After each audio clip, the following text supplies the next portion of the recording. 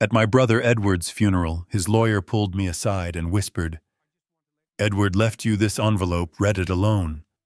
Then he added, "And do not tell your son or his wife, Veronica. Your brother said you could be in danger." When I opened it and saw what was inside, I realized my brother had been murdered. Before I continue this story, let me know where you are watching from in the comments below. Hit like and subscribe if you have ever had to stand up to family who underestimated your worth. The rain was pouring down on the black umbrellas like a relentless drumbeat matching the pounding in my chest.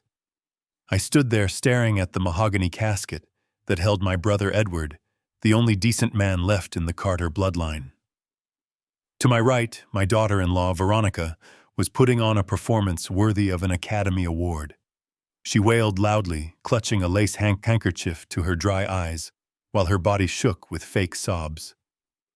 But I saw what others missed. Every 30 seconds, she stopped crying, just long enough to glance at the $12,000 Cartier watch on her wrist. She was not checking the time out of grief, she was timing how much longer she had to pretend before she could get her hands on Edward's $18 million estate.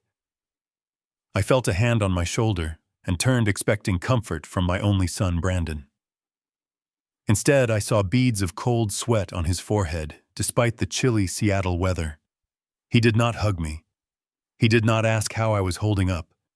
His eyes darted around nervously before he leaned in close and whispered, "Dad, did Uncle Edward give you the master keys to the safe deposit box before he died?" I looked at him in disbelief. My brother was being lowered into the ground 6 feet away, and my son was asking about keys. I pulled away from him, my voice trembling with suppressed rage. "Brandon, your uncle just died. Show some respect." Brandon grabbed my arm, his grip desperate and painful. "You do not understand. Dad, I need to know if there is cash in the house. Veronica says we can sell the art collection next week, but I need access now. The creditors are calling." I stared at him, realizing the boy I raised had become a desperate stranger drowning in debt. I brushed his hand off my coat and stepped away. As the ceremony ended and the crowd began to disperse toward their luxury cars, a shadow emerged from behind a large marble angel. It was Mr. Hastings Edwards' personal attorney for 40 years, a man who never smiled and never lied. He signaled for me to follow him behind a row of hedges, away from the prying eyes of my son and daughter-in-law.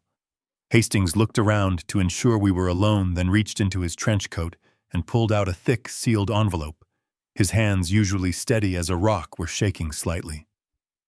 "Take this, Bill," he whispered, his voice barely audible over the rain.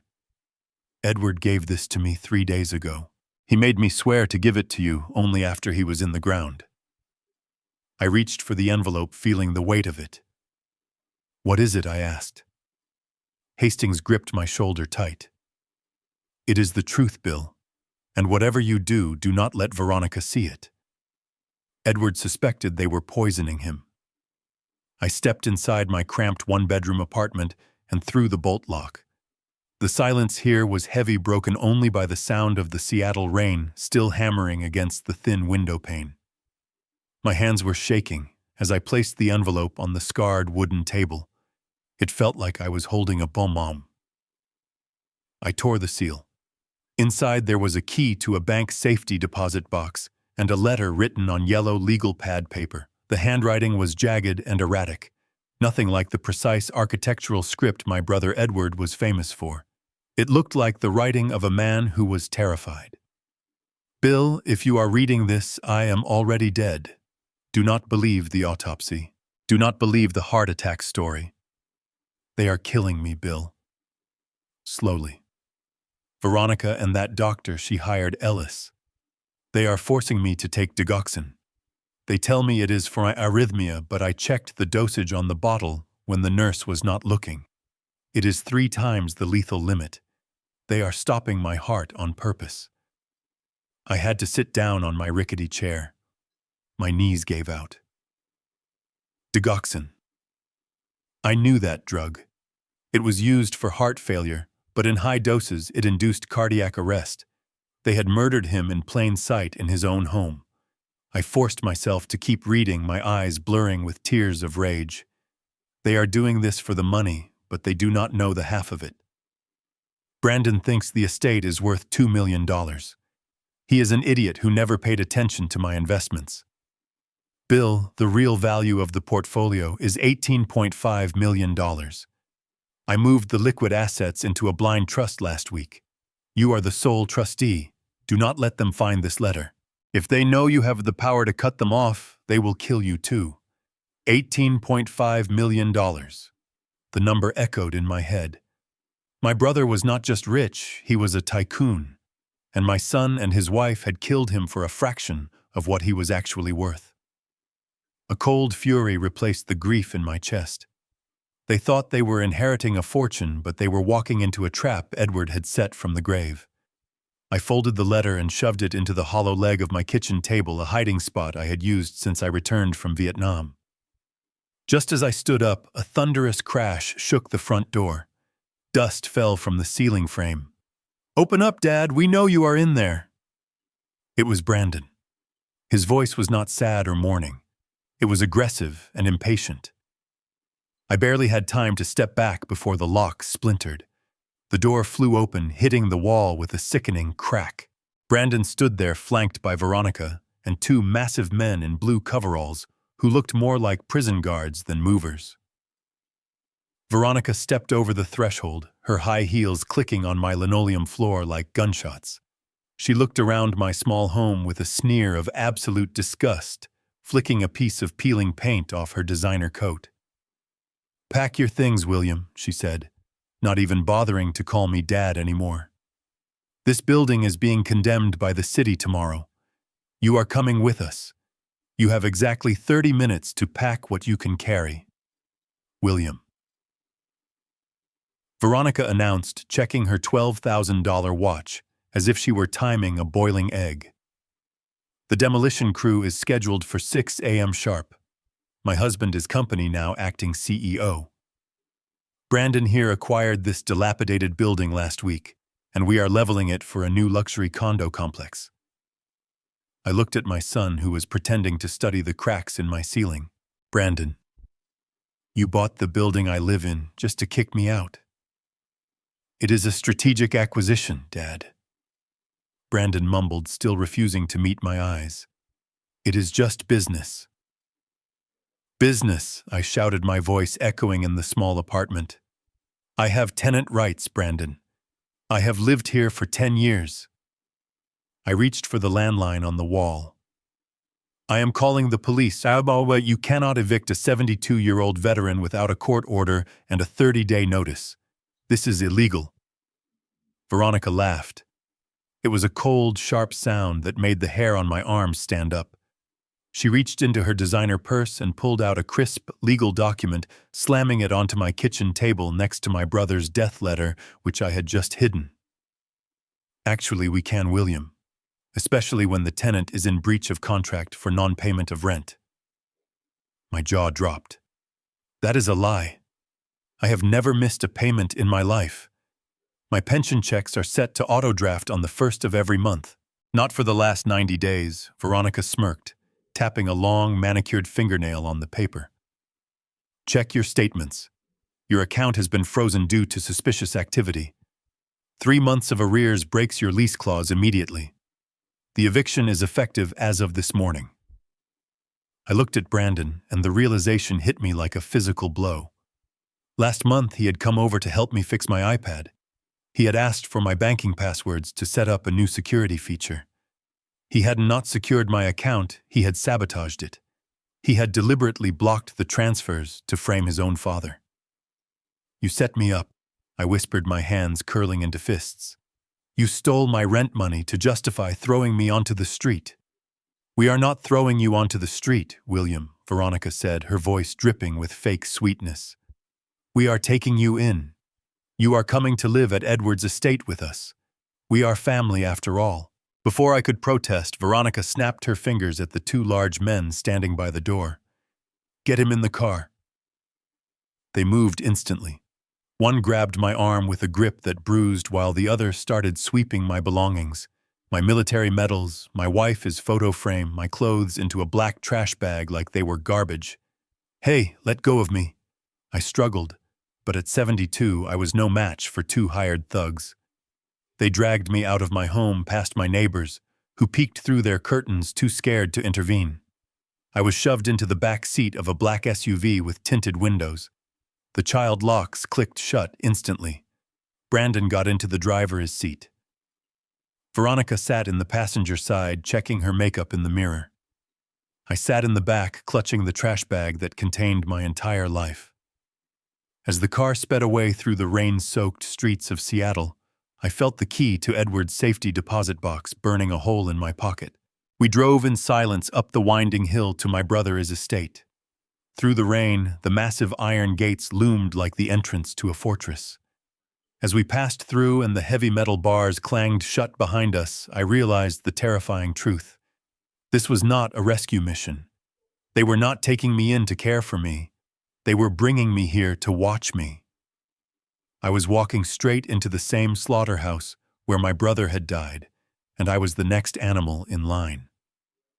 The massive iron gates of my brother Edward, his estate slammed shut behind us, with a finality that made my blood run cold. This place used to be a sanctuary, filled with the smell of Maria's fresh baking and the sound of classical music. Now it felt like a maximum security facility. I looked around for Maria, the housekeeper, who had served our family faithfully for 20 years, hoping to see a friendly face. She was gone. In her place stood three men with buzz cuts and earpieces wearing tight black t-shirts that barely concealed the holsters at their waists. They looked like mercenaries, not house staff. "Where is Maria?" I asked, as I was shoved through the grand foyer. Veronica did not even turn around. "She fired everyone an hour after Edward died," she said casually, kicking off her heels onto the antique Persian rug. "We are modernizing the staff. These gentlemen are from Titan Security. They are here to ensure our privacy and to make sure no one wanders off." She glanced at me with a look that made it clear who she meant by no one. Brandon was already hauling his suitcases up the marble staircase towards the master wing. I started to follow him, assuming I would stay in the guest room I had used for decades. Veronica blocked my path with a manicured hand. "Not that way, William," she sneered, pointing a finger toward the kitchen. "The upstairs is restricted. Brandon and I are taking the master suite. We need the space for the nursery renovation. You will be staying in the service quarters." I stared at her. The service quarters were a polite name for the 6-by-8-foot room behind the pantry where the live-in maid used to sleep. "You are putting me in the maid's room in my own brother's house while you sleep in his bed." "It is cozy," Veronica smiled cruelly. "Plus it is closer to the back door in case you need to get some fresh air. Just do not try to leave the grounds. The security system is very sensitive."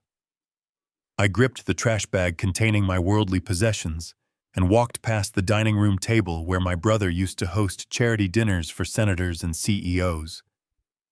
That was when I saw it. Sitting casually on the polished mahogany surface next to a stack of unpaid bills was a small orange prescription bottle. My heart hammered against my ribs. I recognized the label instantly, even from 5 feet away. Digoxin. It was the same bottle Edward had described in his letter. The bottle they used to stop his heart was still sitting there like a trophy. They were not just keeping me prisoner. They were keeping me in the crime scene. The dining room in my brother's estate was built to seat 20 people, but tonight it felt like an interrogation cell. The crystal chandelier above us cast long, cold shadows against the walls. I sat at the far end of the mahogany table while Brandon and Veronica sat together at the head, whispering to each other like conspirators. The staff was gone. The silence was heavy and suffocating. I kept my hands folded in my lap to hide the fact that I was clenching my fists so hard my knuckles were white. I knew I was in the lion's den, but I had to play the part of the confused, helpless old man. "Dinner is served," William, Veronica announced, her voice singing with a cheerfulness that made my skin crawl. She stood up and walked to the sideboard where a silver tureen of lobster bisque was waiting. Usually she would never lower herself to serve food, but tonight she insisted on doing it herself. She ladled soup into 2 bowls for her, and Brandon then filled a 3rd bowl. I watched her hand. It lingered over the 3rd bowl for a fraction of a second too long. A quick, subtle movement, like a magician performing a sleight of hand. "Here you go," she said, placing the steaming porcelain bowl directly in front of me. "Eat up. You need your strength, especially at your age." I looked down at the soup. To anyone else, it looked like ordinary lobster bisque, creamy and pink. But I spent 40 years as a structural engineer.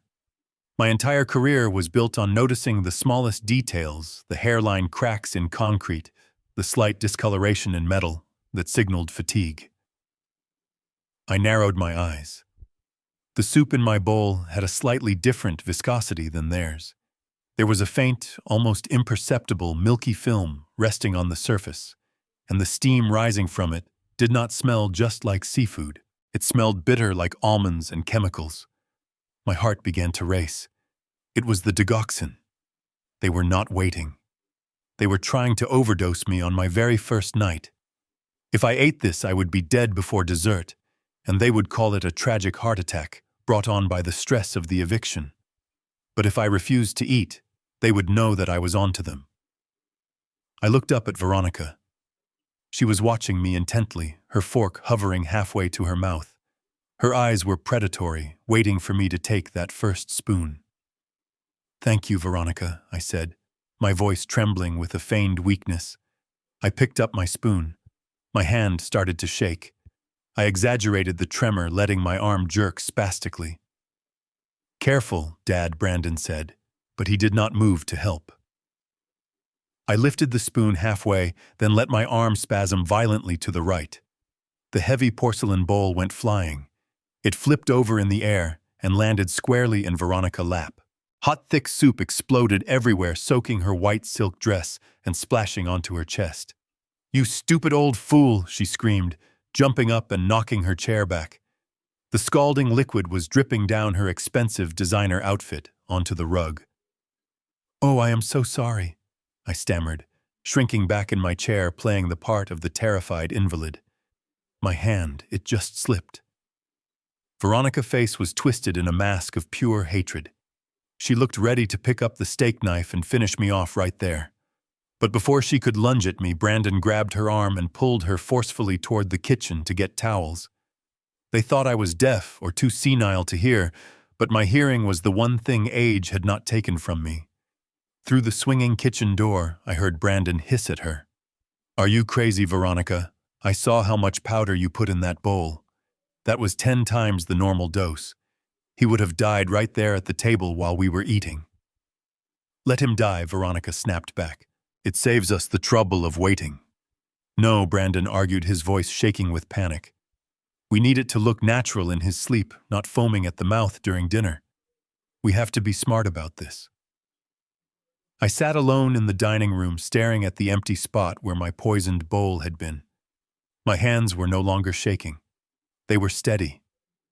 I had bought myself one night, but I knew that tomorrow there would be no mistakes. I had to move fast. The digital clock on the nightstand of the cramped servants' quarters read 2:14 in the morning. I lay perfectly still in the narrow twin bed, my breathing shallow and rhythmic, mimicking the deep sleep of the elderly.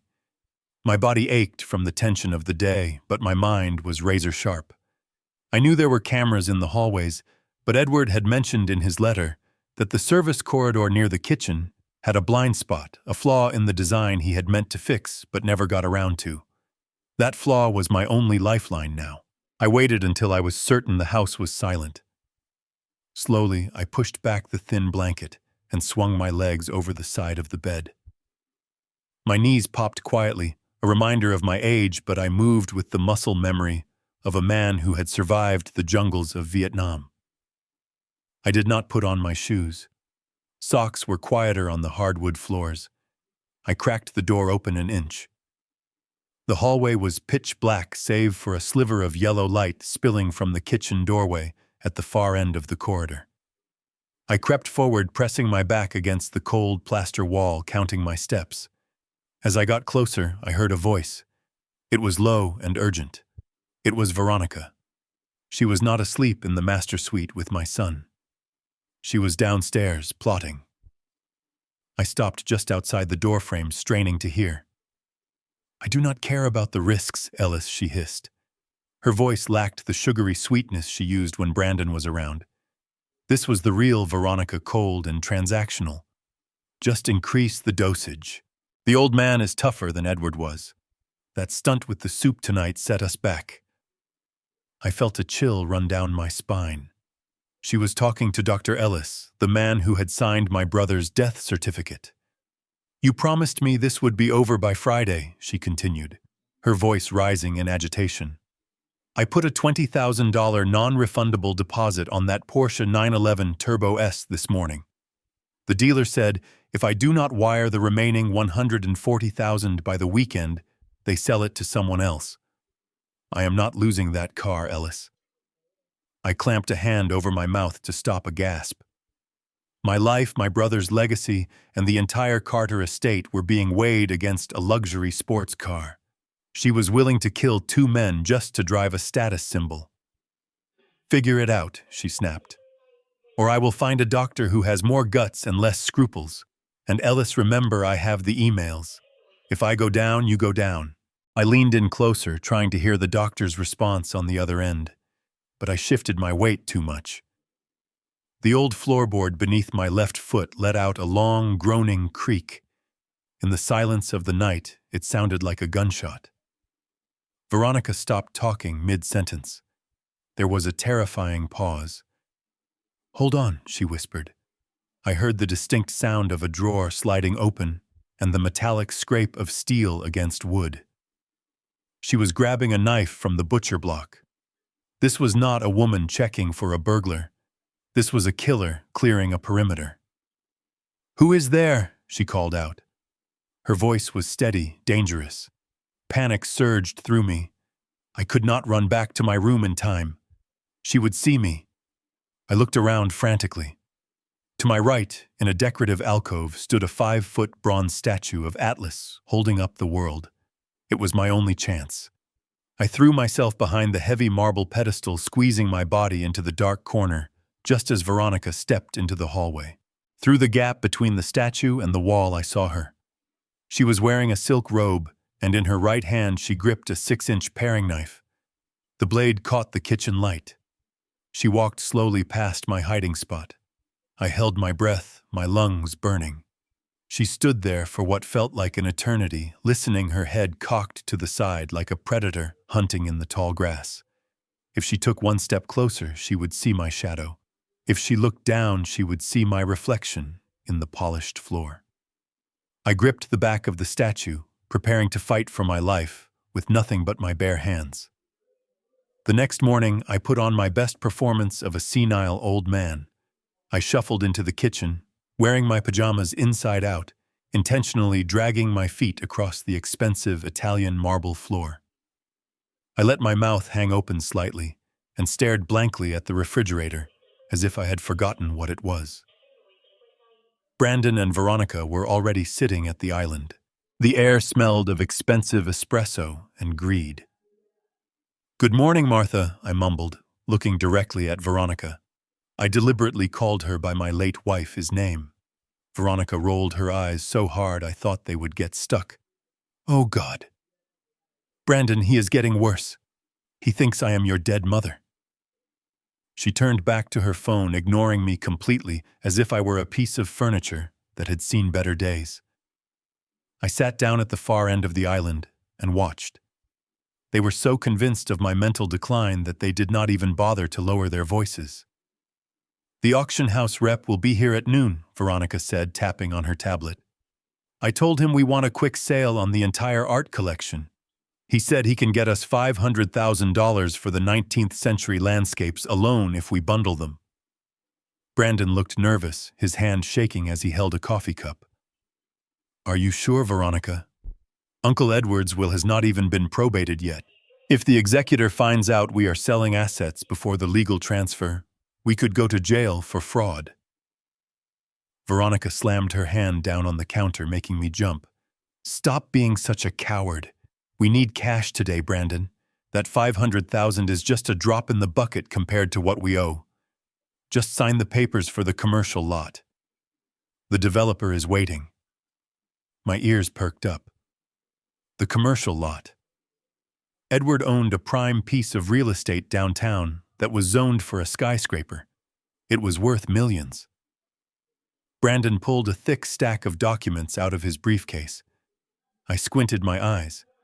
It was a quitclaim deed transferring the property to a shell company I had never heard of for $1. They were laundering the asset. I watched Brandon uncapping his fountain pen. The tip hovered over the signature line. If he signed that the land would be gone forever, sold for pennies to cover their debts. I needed that document. It was the physical proof of fraud I needed to show Hastings.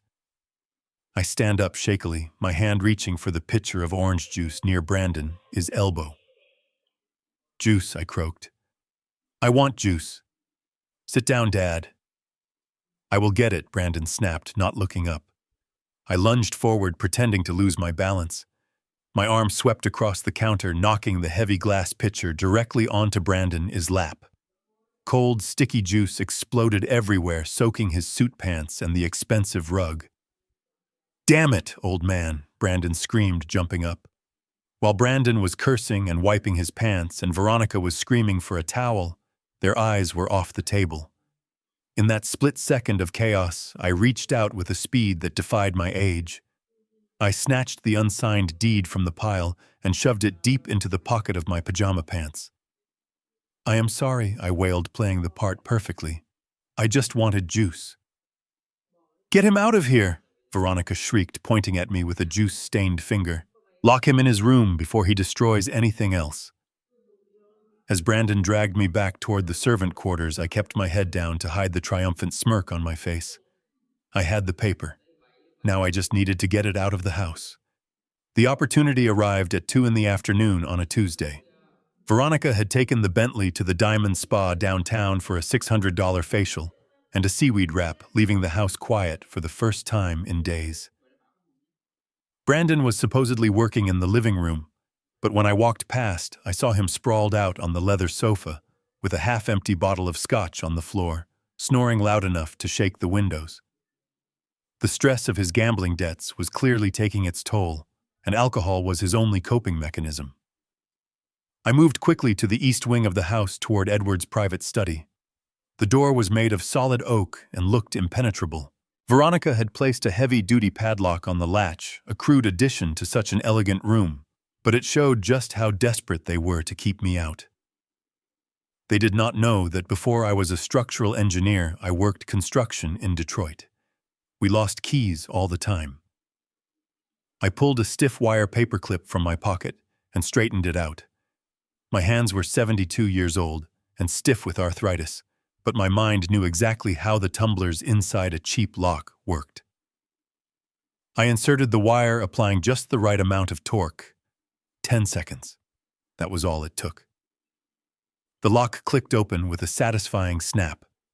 I removed it carefully, setting it on the floor so it would not make a sound. I slipped inside and closed the door behind me. The air in the study was stale, smelling of old leather and the expensive Cuban cigars Edward used to smoke before his heart condition worsened. The room had been tossed. Drawers were pulled out, papers were scattered on the floor, and books had been swept off the shelves.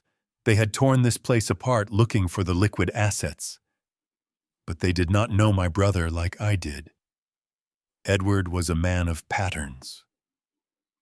I walked straight to the large oil painting of the Seattle skyline hanging above the fireplace.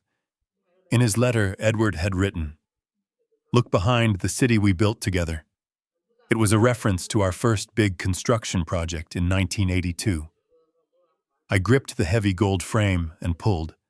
It swung outward on hidden hinges, revealing a steel wall safe embedded in the brickwork. It was a Titan II model, fireproof and drill-resistant. I pulled the key Edward had mailed me from my sock. My heart was hammering against my ribs like a trapped bird. If Brandon woke up, if Veronica came home early, I was dead. I inserted the key and typed in the code. 1972, the year our mother passed away. The light on the keypad turned green. I pulled the heavy steel handle, and the door hissed open. I was expecting to see stacks of cash-bearer bonds or the deed to the summer house in the Hamptons. My stomach dropped. The safe was empty. I stared into the dark metal void. Panic rose in my throat. Had they found it? Had Veronica tortured the code out of Edward before she killed him? I reached my hand inside, feeling around the cold metal interior, hoping to find anything they might have missed. My fingertips brushed against something small and thin stuck to the very back wall of the safe. I peeled it off. It was not money. It was a small cream-colored business card. I held it up to the light. It read, Blackwood Private Investigations. There was a phone number and a handwritten note on the back in Edward's shaky script. It said simply, if I die, do not call the police. Call him. He has the files. I realized then that Edward had been playing a much longer game than any of us knew. He knew he was dying, and he had outsourced the evidence gathering to a professional. The safe was not a bank. It was a signpost. Suddenly I heard a floorboard creak in the hallway outside. The snoring in the living room had stopped. Brandon was awake. I shoved the business card into my shoe and pushed the painting back against the wall, just as the doorknob began to turn. I told the Titan security guard at the front gate that my heart palpitations were acting up, and I needed a walk in the fresh air to calm down. It was a flimsy excuse, but the guard looked at me with pity, seeing only a frail old man in oversized pajamas, and waved me through. As soon as I turned the corner and was out of sight of the cameras, I flagged down a taxi. My hands were trembling, not from age, but from adrenaline. I gave the driver the address on the business card I had found in the safe. The taxi dropped me off in the industrial district of Seattle, a place smelling of diesel and neglect. The building was a crumbling brick structure with a flickering neon sign that read, Blackwood Investigations. I climbed the stairs to the second floor, my heart pounding against my ribs. I knocked 3 times on the frosted glass door. The door cracked open, revealing a man with bloodshot eyes and a Glock 19 tucked into the waistband of his jeans. It was Blackwood. He looked like he had not slept in a week. When he saw me, his face went pale. You, he hissed. You are William Carter. Go away. I do not want any part of this. He tried to slam the door, but I jammed my foot in the gap, ignoring the sharp pain in my ankle. Please, Mr. Blackwood, I said, pushing my way inside. My brother told me to trust you. Trust me, Blackwood laughed bitterly, backing away. He was packing a suitcase on his desk, throwing files into a shredder. Trust is what got your brother killed. Edward hired me to look into his wife's financial dealings. What I found was not just fraud, William. It was a death sentence. Veronica knows I have the evidence. Her goons have been parked outside my house for 2 days. I am leaving town tonight. He moved to shove past me. I grabbed his arm. I cannot let them get away with this. They poisoned him. That is not my problem anymore, Blackwood snapped, shaking me off. I am not dying for a client who is already 6 feet under. Get out before you lead them right to me. I stood there desperate. I had no cash. My bank accounts were frozen by my son. I had nothing to offer a man who was running for his life except one thing. I pulled the heavy gold signet ring off my finger. It was an heirloom passed down from my grandfather, a ring I had worn every day for 50 years. This is solid gold, 18 carats, I said, holding it out. It was appraised at $8,500 last year. It is yours. Just give me the file. Blackwood stopped. He looked at the ring, then at my desperate eyes. The greed and fear warred on his face. Finally, he snatched the ring from my hand and shoved it into his pocket. Fine, he grunted. He walked over to a rusted radiator in the corner of the room. He reached behind it and pulled loose a piece of duct tape attached to a small black USB drive. He pressed it into my hand, his grip tight. This is everything, he whispered. The bank transfers the emails with Dr. Ellis and the purchase orders for the arsenic. But listen to me, old man. This is not just evidence. It is a target on your back. Edward died to protect what is on this drive. If Veronica sees this, she will not hesitate to put you in the ground next to him. Now get out, Blackwood said, grabbing his suitcase. And if anyone asks, you never saw me. I walked back out into the rain, clutching the small piece of plastic that held the weight of my brother's life. I had the weapon I needed, but as I stepped onto the street, I realized the hard part was just beginning. I had to get this back into the house without being searched. I ducked into a small rundown internet cafe on 4th Avenue sandwiched between a pawn shop and a liquor store. It was a dingy place smelling of stale coffee and ozone, but it was anonymous, and that was exactly what I needed. I paid cash for 30 minutes of computer time to a teenager behind the counter who barely looked up from his phone. My hands were trembling as I sat down at the terminal in the back corner. I plugged in the small black USB drive Detective Blackwood had given me. The drive appeared on the screen, labeled simply Justice. I clicked on the first folder named Medical History. It was a scanned report from a cardiologist dated just 2 days before Edward died. I read the summary 3 times to make sure I was not hallucinating. Patient exhibits excellent cardiac health for his age.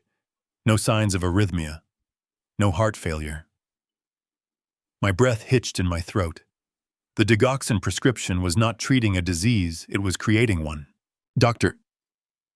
Ellis had not misdiagnosed my brother, he had falsified a condition to justify the poison.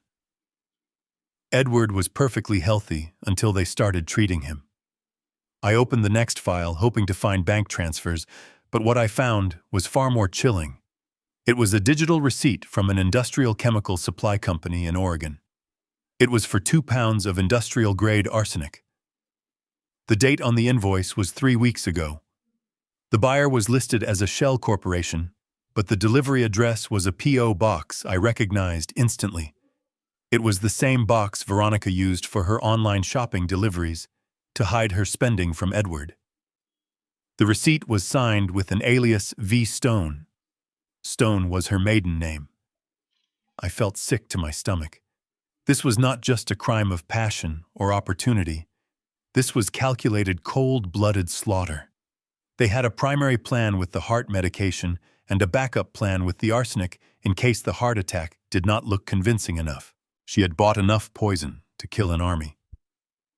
I quickly emailed the files to a secure encrypted account I had set up years ago. I was not going to let this physical drive be the only copy of the truth. Just as I ejected the USB, my phone buzzed in my pocket, making me jump. It was Brandon. I stared at the screen for a second. If I did not answer, they would come looking for me. I took a deep breath and slid the answer button. Dad. Where the hell are you? Brandon screamed into the phone. He sounded breathless, terrified, like a man with a gun to his head. You have been gone for 2 hours. Veronica is losing her mind. She thinks you went to the police. I forced my voice to sound weak and confused, playing the part of the senile old man one more time. I am sorry, son. I got a little lost. The streets all look the same in the rain. I am just at a coffee shop trying to remember the way back. Get back here now, Brandon hissed, his voice dropping to a panic-stricken whisper. She is tearing the house apart looking for something. She is screaming about missing documents. She says if you are not back in 20 minutes, she is calling the mental health services to have you committed tonight. Do not test her, Dad. Just come home before she does something crazy. I hung up the phone. I knew exactly what documents she was looking for.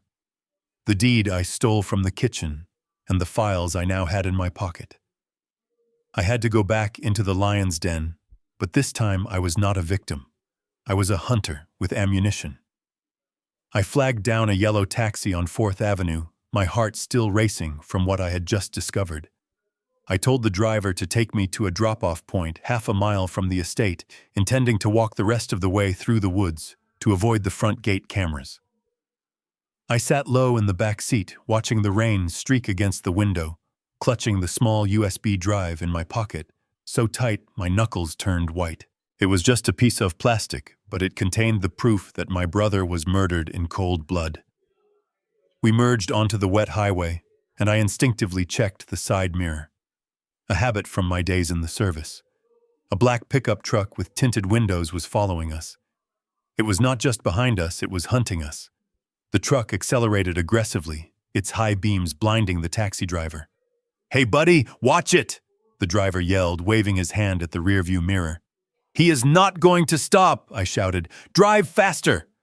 Before the driver could react, the truck surged forward with a roar of a modified engine. The heavy steel bumper slammed into the rear of our sedan with the force of a freight train. Metal crunched and glass shattered. The taxi spun out of control, hydroplaning across the slick asphalt. The world became a blur of spinning lights and screaming tires. We slammed into the concrete guardrail with a bone-jarring impact. The airbags deployed, instantly filling the cabin with white dust and the smell of burnt explosives. I groaned, my vision swimming. My shoulder throbbed where it had hit the door. Beside me, the driver was slumped over the steering wheel, blood trickling from a cut on his forehead. He was breathing, but unconscious. I tried to unbuckle my seatbelt, but my fingers were numb. Through the shattered window, I saw a pair of heavy combat boots stepping out of the black truck. A man walked toward the wreckage. He was not checking for survivors. He was moving with a menacing purpose. He wore a dark raincoat and a mask covering the lower half of his face. He ripped the back door of the taxi open. The cold rain blew in, hitting my face. He leaned in close, his eyes dead and cold. "First warning, old man," he whispered. His voice was gravelly, like he smoked a pack a day. "Hand over the USB drive. We know you have it." My hand went to my pocket. I felt the drive. It was one of those nano drives barely the size of a fingernail. If I gave it to him, Veronica would win. She would get away with murder, and I would be next. If I kept it, he would kill me right here on the side of the road. I made a choice. I pulled the drive out, but instead of handing it to him, I brought my hand to my mouth. I threw the tiny piece of plastic to the back of my throat and swallowed hard. It scratched my esophagus, going down a dry, painful lump that tasted of metal and victory. I opened my empty mouth and showed him. "Come and get it," I wheezed. The man raised his fist to strike me, but sirens began to wail in the distance. Blue and red lights flashed against the wet pavement. He cursed violently, slamming the taxi door shut. "This is not over," he hissed before running back to his truck. As the paramedics pulled me out of the wreckage moments later, clutching my chest, I realized two things. I was alive, and I was now a walking vault, holding the only evidence that could bring my family down inside my own stomach. The sterile smell of ammonia burned my nostrils as I regained consciousness. My head felt like it had been split open with an axe, and my left arm was plastered to my side in a heavy cast. I tried to sit up, but leather restraints bound my wrists to the metal rails of the hospital bed. I was not a patient. I was a prisoner. Standing over me, adjusting the drip on my IV bag, was not a nurse. It was Dr. Ellis, the man whose signature was on my brother Edward's fake autopsy report. He smiled when he saw my eyes open, a cold, clinical smile that did not reach his eyes. "You took quite a hit out there, William," he said, checking my pulse with icy fingers. "A severe concussion, 2 fractured ribs, and a dislocated shoulder. You are lucky to be alive. Or perhaps unlucky, depending on how you look at it." I struggled against the restraints, my heart rate monitor beeping faster. "Where is the police?" I demanded, my voice raspy. "I was run off the road. It was attempted murder." Dr. Ellis chuckled, reaching into the pocket of his white lab coat. He pulled out a syringe filled with a cloudy yellow liquid. "There was no police report, William. Veronica told the responding officers, you have a history of dementia and wandering off. She said you stole a taxi and crashed it in a confused state. You are in the private psychiatric wing now. No visitors allowed." He flicked the needle to clear the air bubbles. "This will help you sleep. Permanently, if we are lucky." He moved toward my IV line. I knew that liquid. It was a sedative strong enough to stop the heart of a 72-year-old man already in shock. He thought I was helpless, bound, and broken. But he forgot that before I was an engineer, I was a soldier, and I knew how to wait for an opening. As Ellis leaned over me to inject the port on my left arm, I stopped struggling. I went completely limp. He relaxed, thinking I had given up. That was his mistake. With a surge of adrenaline that masked the screaming pain in my broken ribs, I twisted my right wrist. The leather restraint was old and loose. I ripped my hand free, snapping the buckle. Before Ellis could react, I grabbed his wrist with a grip of steel. His eyes went wide with shock. I did not push him away. I pulled him down. I jammed his own hand downward, driving the needle straight into his upper thigh.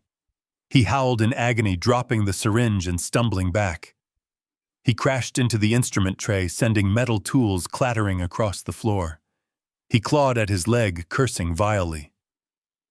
Suddenly, the door to my room swung open. I expected security. Instead, it was Veronica. She stood in the doorway looking impeccable in a red designer dress, holding a clutch that cost more than my annual pension. She looked at the doctor writhing on the floor, then at me panting in the bed. She did not scream. She did not call for help. She started to clap. A slow, sarcastic applause. "Very impressive, William," she said, stepping over the groaning doctor. "You really are a stubborn old goat." She walked to the side of my bed and leaned in close. Her perfume was overpowering, sickeningly sweet. "But you do not seem to understand the gravity of your situation. I paid the hospital administrator $50,000 this morning to keep this floor off the records. You are not a patient here, William. You are a ghost, and ghosts do not walk out the front door." She patted my cheek gently. "Get comfortable. You are going to die in this room just like your brother died in his, and this time there will be no autopsy." Veronica's smile faded instantly the moment the heavy hospital door swung open, and Mr. Hastings marched in, flanked by 2 private security contractors who looked even bigger than the ones Veronica had hired. I had managed to hit the emergency panic button on the bedside remote repeatedly before she entered, triggering a generic alarm. But Hastings' arrival was pure timing. He had been tracking my phone and saw the location go dark at the crash site. "Get away from my client!" Hastings barked, his voice echoing off the sterile tile walls. Veronica immediately switched masks. "Oh, thank God you are here, Mr. Hastings," she said, clutching her pearls, her voice trembling with fake concern. "Dad is having a psychotic break. The accident caused a brain bleed. He just attacked poor Dr. Ellis with a needle. We need to sedate him for his own safety." Hastings did not even look at her. He looked at the doctor, who was still on the floor, clutching his bleeding thigh, and then at me. I was bruised, battered, and bound, but I nodded once. That was all the signal he needed. "Get him up." Hastings ordered his men. "We are leaving. Immediately." Veronica stepped in front of the gurney, blocking the exit. Her eyes flashed with panic. "You cannot take him. He is in critical condition. Moving him is against medical advice. As his next of kin, I have medical power of attorney. I am forbidding this discharge."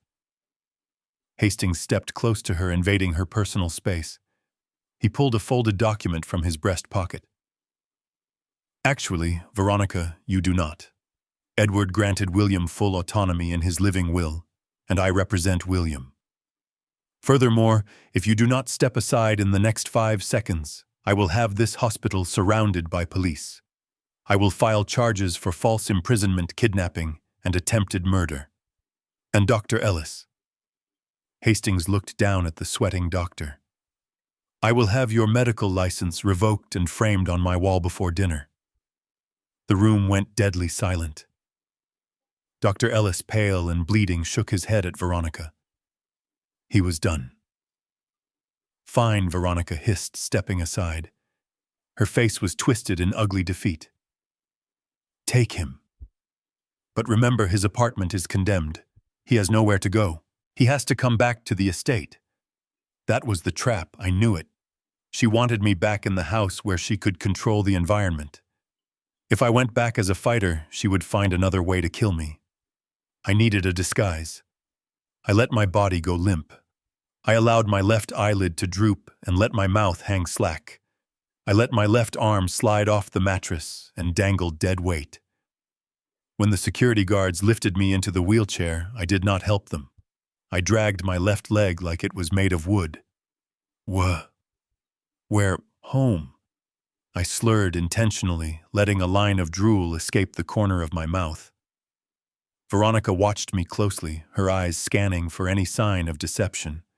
She saw a broken old man whose brain had finally snapped under the trauma of the crash and the drugs. The tension in her shoulders relaxed. She smiled that cruel, shark-like smile. "Bring him home then," she said, dismissing me with a wave of her hand. "It looks like the crash caused a stroke. He is a vegetable now. He won't be a problem anymore." They wheeled me out to the car.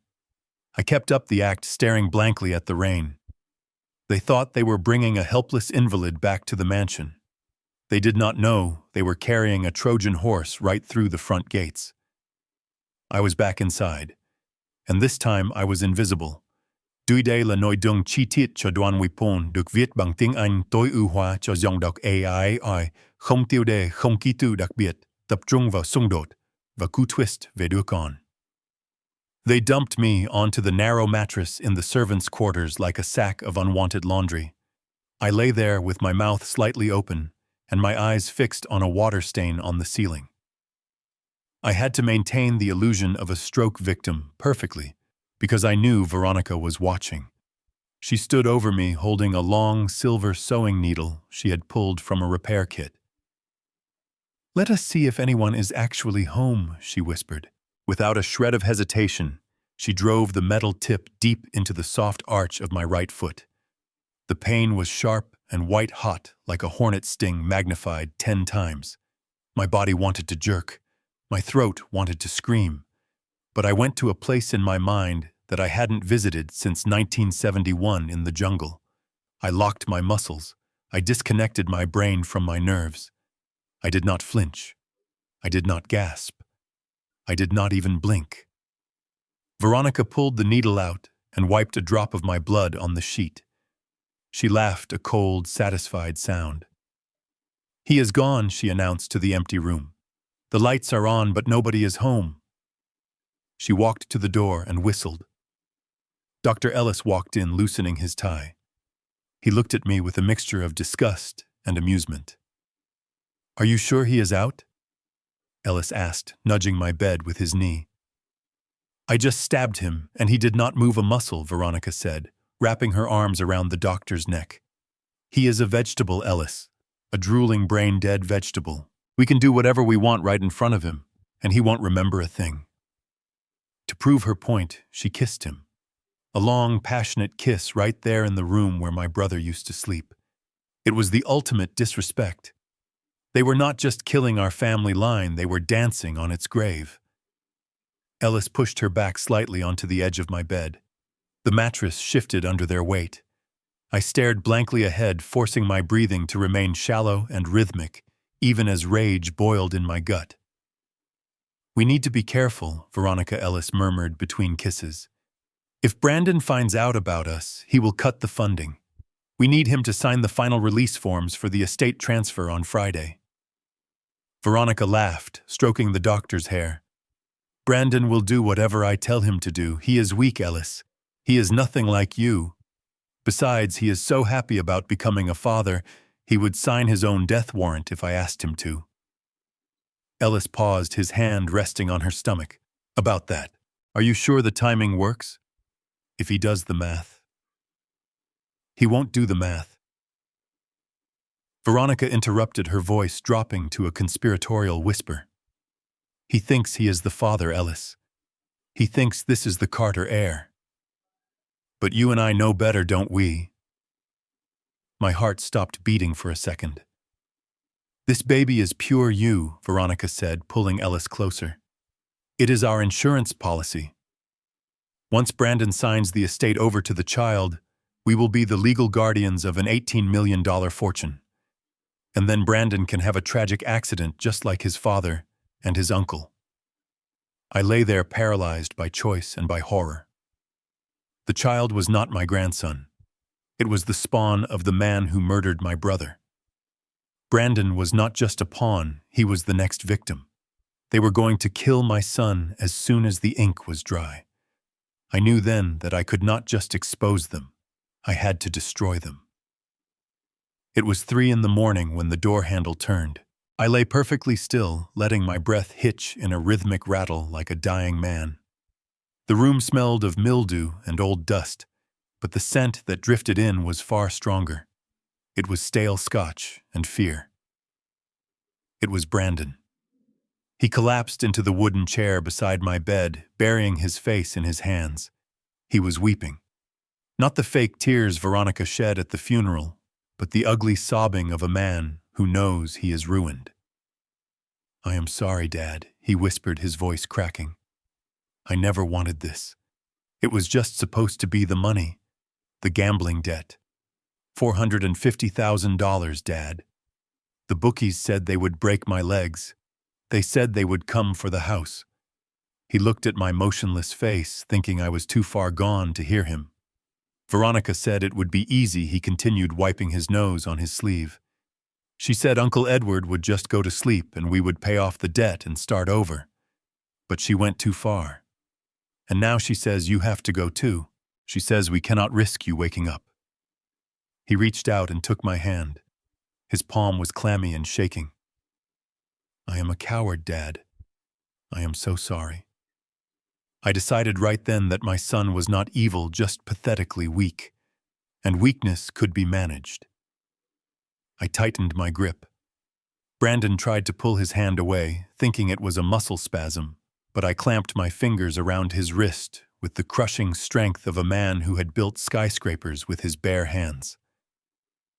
I opened my eyes. I turned my head and looked him dead in the face. "Quiet," I hissed.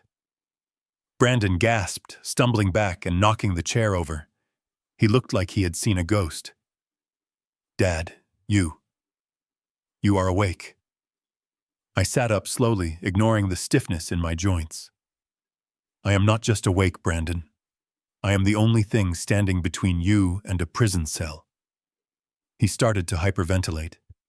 "I have to tell Veronica. I have to. If you leave this room, I will scream." I interrupted, my voice low and dangerous. "I will scream that you confessed to murdering Edward. I have the recordings, Brandon. I have the evidence. And do you think Veronica will go to jail for you? She will throw you to the wolves to save herself." Brandon sank to his knees beside the bed, shaking uncontrollably. "She is going to kill me, Dad. If I do not do what she says about the estate transfer, she will kill me." "She is going to kill you anyway," I said, grabbing his chin and forcing him to look at me. "You are a loose end. Once you sign those papers, you are worth more to her dead than alive, just like Edward was." I saw the realization dawn in his eyes. He knew I was right. He knew his wife was a monster. "Help me, Dad," he whimpered. "Please, what do I do?" I leaned in close. "You are going to prove whose son you are. Tomorrow morning, Veronica always prepares a fresh glass of orange juice for herself and one for me. She puts a powder in mine. I have seen her do it." I paused, letting the weight of the order sink in. "Tomorrow, when she turns her back to put the pitcher in the fridge, you are going to switch the glasses. You are going to give her the glass she meant for me." Brandon's eyes went wide. "But that will save your life," I cut him off. "Do not ask questions. Just do it. If you want to live to see another birthday, you will make sure she drinks from that glass. Now get out of here and dry your eyes." The show starts at breakfast. I listened intently to the sounds coming from the kitchen down the hall, waiting for the clinking of glass that would signal Brandon was following my orders. My heart was pounding against my ribs. This was the moment that would decide if my son was a man or a mouse. I had given him a chance to redeem himself, to save his soul by switching the poisoned orange juice. All he had to do was choose his father over the woman who was turning him into a killer. But then I heard sobbing. It was low and pathetic, drifting through the thin walls. "I cannot do it, V," Brandon whimpered. "I cannot do this anymore. We are going to get caught." I closed my eyes. He was not switching the glasses. He was confessing. Veronica's voice cut through his sobbing like a razor blade. She did not sound scared. She sounded annoyed. "Get a hold of yourself, Brandon. We are days away from $18.5 million. Do you know what that buys? It buys a penthouse in Monaco overlooking the harbor. It buys that yacht you have been drooling over in magazines since you were 12. It buys your freedom from those loan sharks who want to break your legs." "But Dad," Brandon stammered. "Dad is a vegetable." Veronica interrupted, her voice dripping with venom. "He is a piece of furniture, Brandon. He does not feel pain. He does not have dreams. He is just an obstacle standing between you and a life of absolute luxury. Do you want to go back to being a broke loser begging for scraps, or do you want to be a king in Europe?" There was a long silence. The air in the house felt heavy with the weight of his decision. I prayed silently, begging him to find a spine. "He is not a vegetable," Brandon blurted out. My blood froze. "What are you talking about?" Veronica asked, her tone shifting from seductive to sharp. "He is awake, V," Brandon cried, his voice rising in hysteria. "He grabbed my arm last night. He spoke to me. He knows everything. He told me to switch the glasses. He wants me to poison you." I lay in my bed, staring at the ceiling, feeling a cold emptiness spread through my chest. My own son had just signed my death warrant to save his own skin. He had sold me out for a fantasy of Monaco that would never happen. The silence that followed was terrifying. It lasted for 10 seconds. Then I heard the sound of heavy footsteps coming down the hallway. They were not the shuffling steps of my son. They were the rhythmic, confident clicks of high heels followed by a dragging sound. Something heavy was being dragged across the floor. The door to my room flew open. Veronica stood there. She was not holding a tray of food. She was holding a wooden baseball bat Edward used to keep behind the bar for protection. Her face was no longer masking her true nature. Her eyes were wide with a manic rage, and her lips were pulled back in a snarl. Behind her, Brandon stood cowering in the hallway, unable to look at me. "So the vegetable can talk," Veronica said, stepping into the room and closing the door with her foot. She slapped the bat into her open palm with a sickening crack. "You should have stayed asleep, Bill," she whispered, raising the bat. "Because now I have to make sure you never wake up again, and this time I am going to enjoy it." The baseball bat came whistling down toward my skull with enough force to shatter bone. In that split second, the frail invalid named William Carter ceased to exist. In his place was Sergeant Carter of the 101st Airborne. I rolled off the mattress with a fluidity that defied my 72 years. The ashwood bat smashed into the pillow where my head had been a second ago, exploding in a cloud of goose feathers. Veronica screamed in frustration, pulling the bat free for another swing. But she had lost the element of surprise. Before she could raise the weapon above her shoulder, I lunged forward. I did not strike her. I swept my leg low and hard in a perfect tactical takedown, catching her ankles. She went down like a sack of cement, crashing onto the hardwood floor with a sickening thud. The bat skittered across the room. Brandon stood in the doorway, paralyzed by the sudden violence. He looked from his wife writhing on the floor to his father standing tall and ready. He took a step forward, his hands shaking. "Dad, stop," he stammered. I pointed a finger at him, my eyes cold. "Stay back, Brandon. You chose your side." Veronica scrambled backward, clawing at the carpet, her face twisted into a mask of pure demonic rage. "Security," she shrieked, her voice piercing the walls. "Kill him! Get in here and kill him!" I heard the heavy thud of combat boots sprinting down the hallway. The Titan security goons were coming. I kicked the bedroom door shut right in Brandon's face and threw the heavy deadbolt. A second later, a shoulder slammed against the wood from the other side, cracking the frame. I did not waste a second. I dropped to my knees and reached under the bed. Duct-taped to the slats of the frame was a waterproof duffel bag I had prepared 3 days ago. I ripped it free. Inside was a flashlight, a hunting knife I had stolen from the kitchen, and a burner phone. "Open this door, old man," a deep voice bellowed from the hallway, followed by the terrifying sound of a shotgun racking a shell. I grabbed the heavy brass lamp from the nightstand and swung it into the window pane. Glass shattered outward into the stormy night. The wind and rain rushed in, instantly soaking me to the bone. Behind me, the bedroom door splintered. Wood chips flew across the room.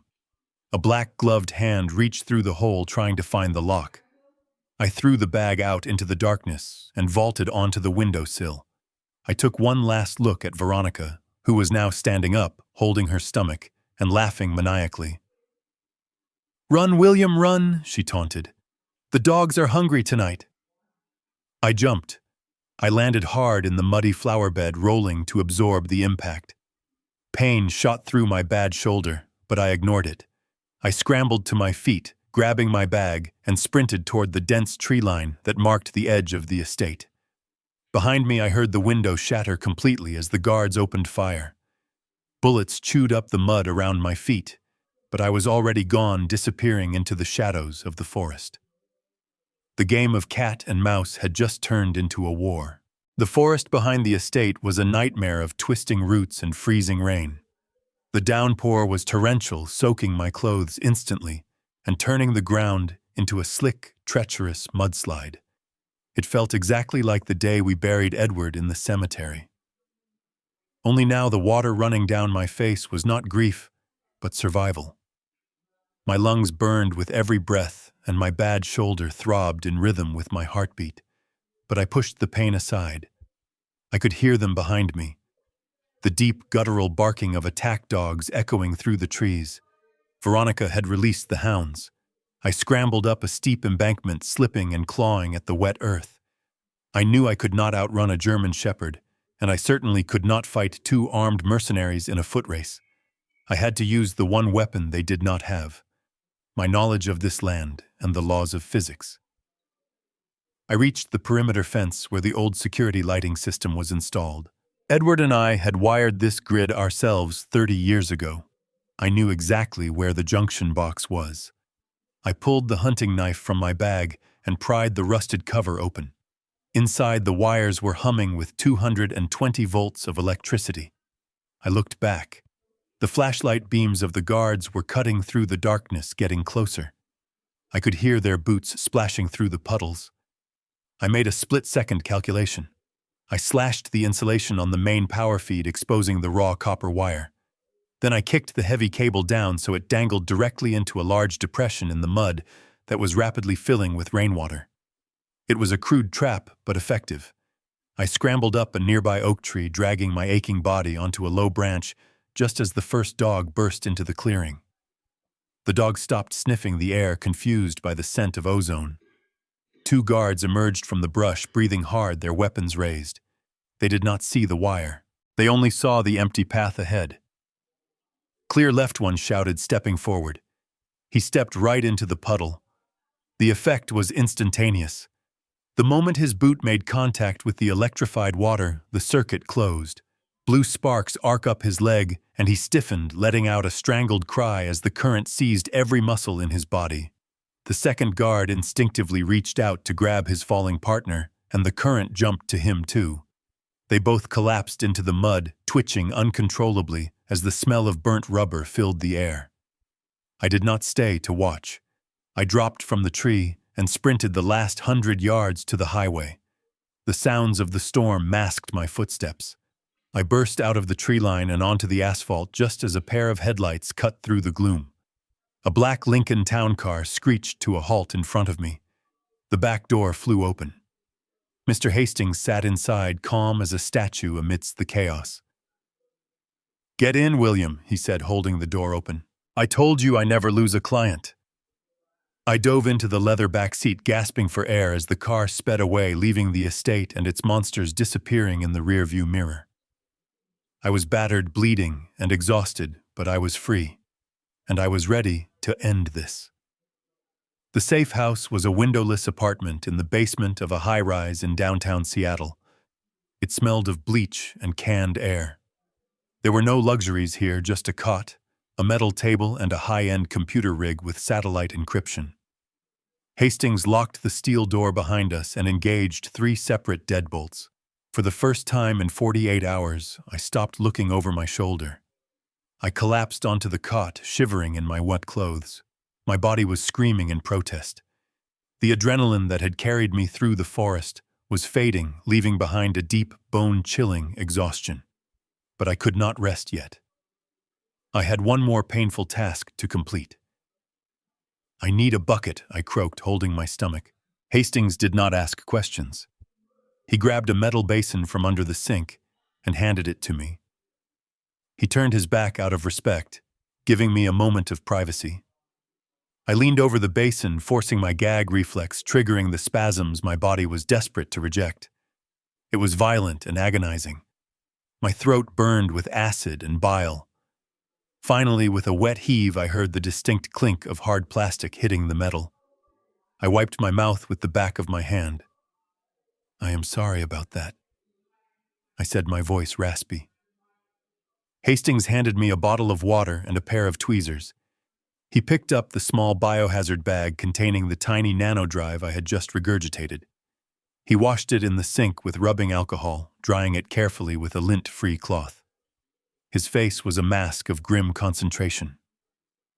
"Let us see if it survived the trip," he said. He plugged the drive into the computer tower. We both held our breath. The screen flickered, then a folder icon appeared. Hastings clicked it. Files cascaded down the screen. Photos of the arsenic delivery. Audio recordings of Veronica threatening Dr. Ellis. Bank transfers showing the payoffs to the Titan security guards. It was all there. A complete digital roadmap of a conspiracy to commit murder.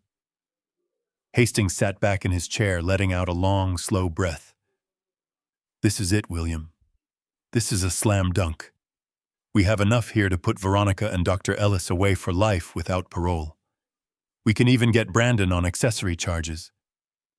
He reached for the secure landline on the desk. "I am calling the district attorney.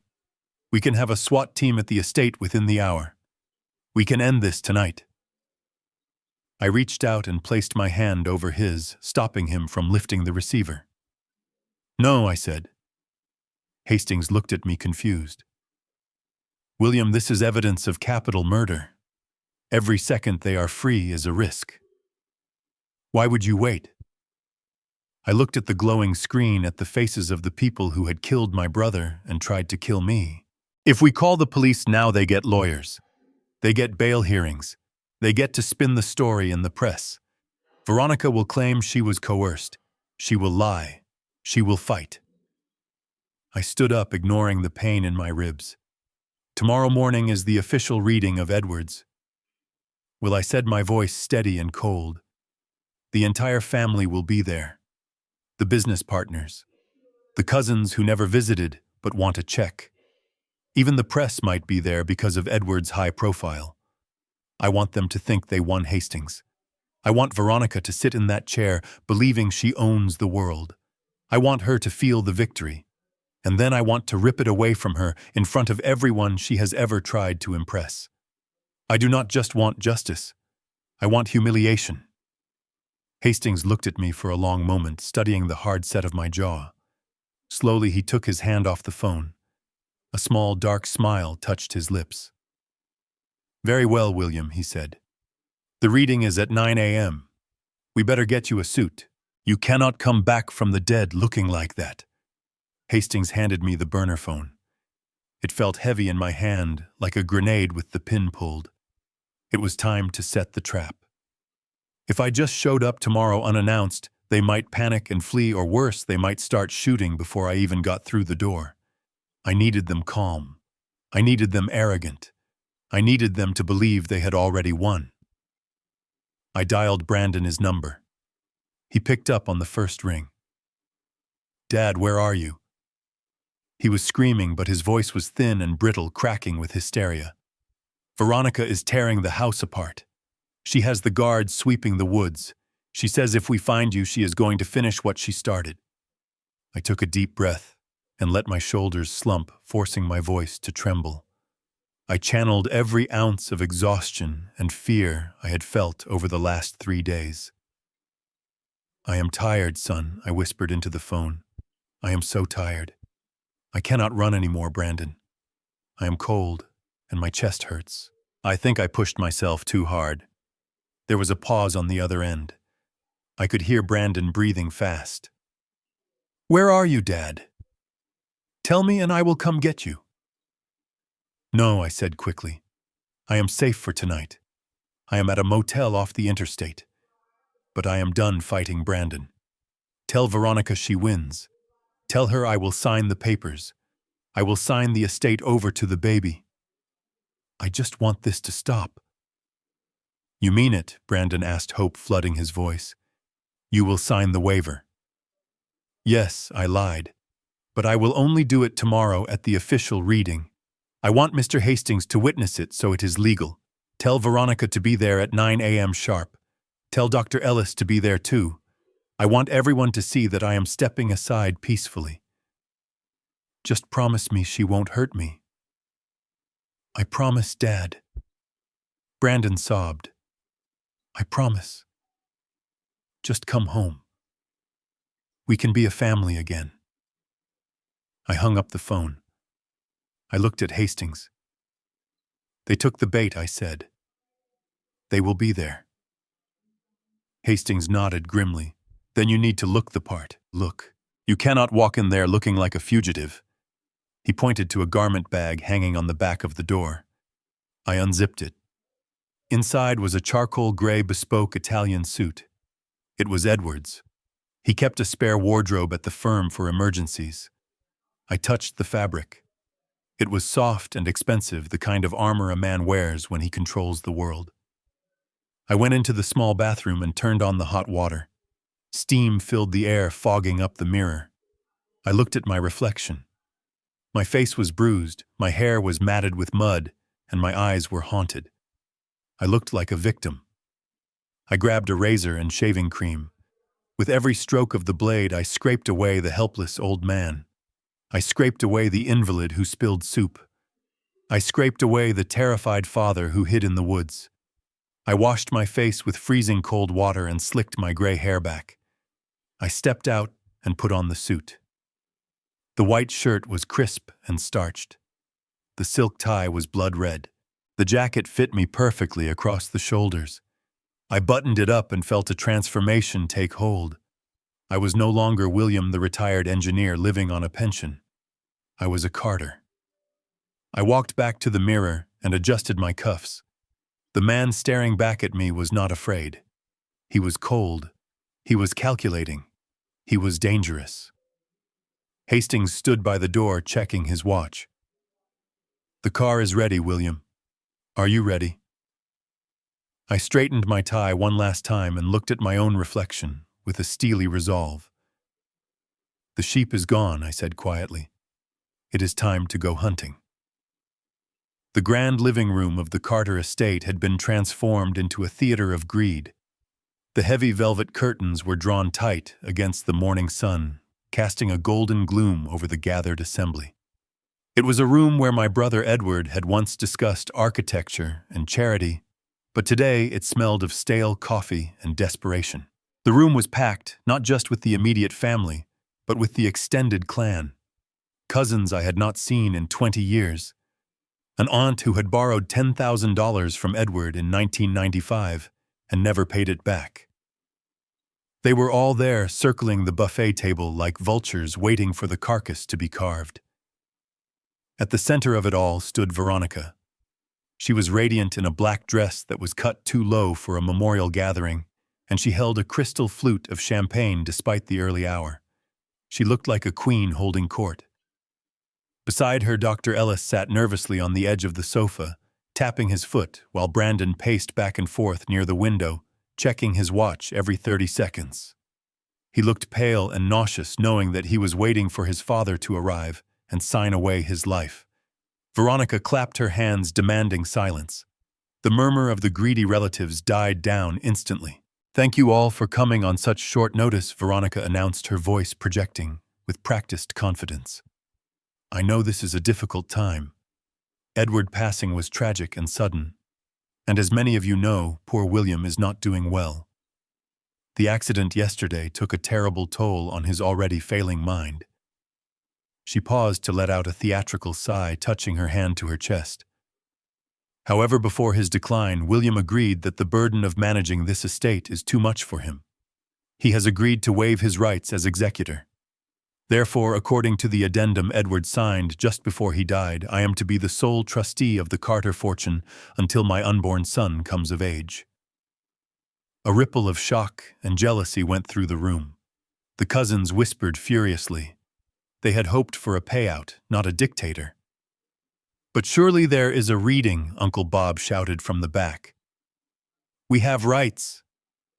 "You have nothing," Veronica snapped, her mask slipping for a second. "This is ironclad. We are just waiting for William to arrive and sign the formal waiver, then you can all go home." As if on cue, the grandfather clock in the hall began to chime 9 times.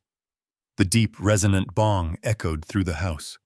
On the final stroke, the heavy double oak doors to the living room were thrown open with a force that rattled the windows. The room went deadly silent. I stepped across the threshold. I was not the invalid in the wheelchair they expected. I was not the muddy fugitive shivering in the rain. I was clean-shaven. I was standing tall. I was wearing Edward's charcoal Italian suit, and it fit me like armor. I walked with the steady, purposeful stride of a man who owned the ground beneath his feet. Gasps filled the room. Brandon dropped his coffee cup, shattering it on the floor. Veronica's mouth fell open, her champagne glass tilting dangerously in her hand. Behind me walked Mr. Hastings, carrying a leather briefcase, and beside him walked a large man in a slightly ill-fitting brown suit. To the family, he looked like a bodyguard or a driver. But I knew him as Chief Miller, the head of the county police force, and he was not here for the buffet. I walked straight to the center of the room, stopping directly in front of Veronica. I looked her in the eye and saw the fear begin to crack her porcelain veneer. "I am here to sign, Veronica," I said, my voice calm and booming. "But I think you are reading from the wrong script." Veronica regained her composure faster than I expected. She was a predator, and predators do not like being cornered, especially in front of an audience. She smoothed the front of her dress and forced a tight, condescending smile onto her face. She reached into her leather portfolio and pulled out a thick document bound in blue legal paper. She slammed it onto the coffee table with a thud that silenced the whispering relatives. "You can play dress-up all you want, William," she said, her voice dripping with disdain. "But it does not change the facts.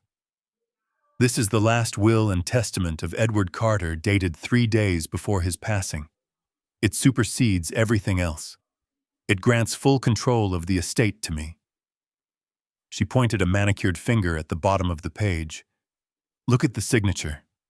It is shaky, yes, because he was weak, but it is his. He signed it right there in that bed, while Brandon and I held his hand." I walked over to the table and looked down at the paper. The signature was a scrawl barely legible, but it did bear a resemblance to my brother's handwriting. It was a good forgery. But they had made one fatal error, an error born of their own cruelty. I started to laugh. It was a dry, humorless sound that echoed off the high ceilings. "What is so funny?" Old man Veronica snapped, her eyes narrowing. I picked up the document and held it up for the room to see. I looked directly at Dr. Ellis, who was now sweating profusely on the sofa. "The date on this will is October 15th, I said, my voice steady and loud. I turned to the doctor. "Tell me, Dr. Ellis, what are the side effects of advanced digoxin toxicity, specifically when the patient has been given 3 times the lethal dose?" Ellis went pale. He opened his mouth, but no sound came out. "I will tell you," I continued, walking toward him. "It causes severe neuropathy, nerve damage, paralysis. On October 15th, Edward could not feel his fingers. He could not hold a spoon to feed himself soup, let alone hold a heavy fountain pen to sign a complex legal document. His right arm was dead weight, Dr. Ellis. You know this because you noted it in his medical chart, which you tried to hide. I threw the document back onto the table. It slid across the polished wood and fell to the floor at Brandon's feet. You forged the signature of a man who was physically incapable of writing, I declared. That document is not a will.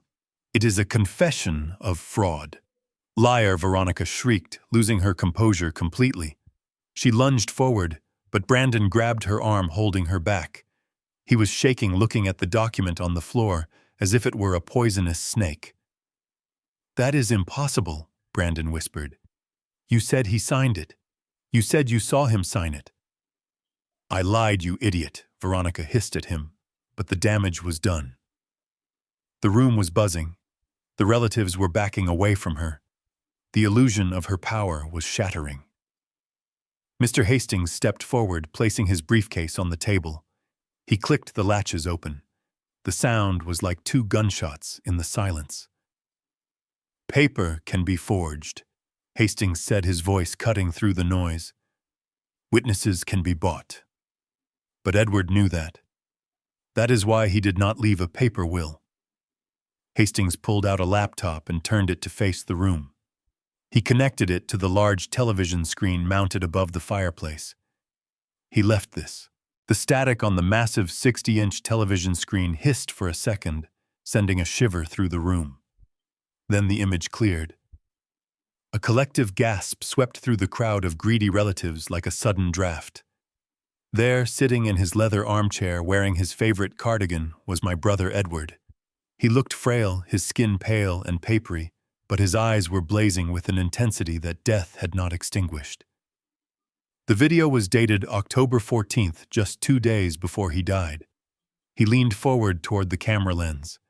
It felt like he was looking right out of the screen and staring directly into our souls. Hello, Veronica, Edward said, his voice raspy but clear. If you are watching this, it means I am dead. And if I am dead, it means you and Dr. Ellis finally succeeded. Veronica let out a strangled sound, something between a sob and a scream. Her face went completely white, draining of all color, until she looked like a wax statue. She stumbled back, grabbing the edge of the sofa for support. Her champagne glass slipped from her fingers and shattered on the floor, but no one looked down. Every pair of eyes was glued to the dead man, speaking from the grave. I know about the pills, Edward continued on the screen, holding up a small orange bottle. I know about the arsenic you ordered under your maiden name. You thought I was sleeping when you discussed the dosages with the doctor, but I was just waiting. I was waiting to see if my son Brandon would step in and save me. On the screen, Edward paused, wiping a tear from his cheek. But he never did. In the living room, Brandon let out a low moan, dropping his head into his hands. Dr. Ellis suddenly jumped up from the sofa. His face was slick with sweat, and his eyes were darting around like a trapped animal. I am not listening to this, he yelled, his voice cracking. This is deepfake technology. This is illegal. I am leaving. He bolted toward the French doors leading to the patio. He moved fast for a man of his size, desperate to escape the judgment coming from the screen. But he did not make it 3 steps. The large man in the brown suit, who had arrived with us, Chief Miller, stepped into his path with the speed of a linebacker. He did not say a word. He just placed a massive hand on the doctor's chest and shoved him back onto the sofa with enough force to rattle the frame. Sit down, Miller growled. The show is not over. On the screen, Edward leaned back, looking tired but resolute.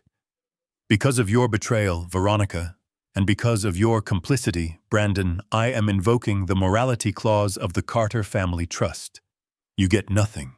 Not the house, not the money, not even the cars you leased in my name. He took a deep breath. I leave my entire estate, including the $18.5 million in liquid assets, the property portfolio, and the control of the charitable foundation, to the only man who remained loyal to me. I leave it all to my brother, William Carter. The screen faded to black, but Edward's final words hung in the air like smoke.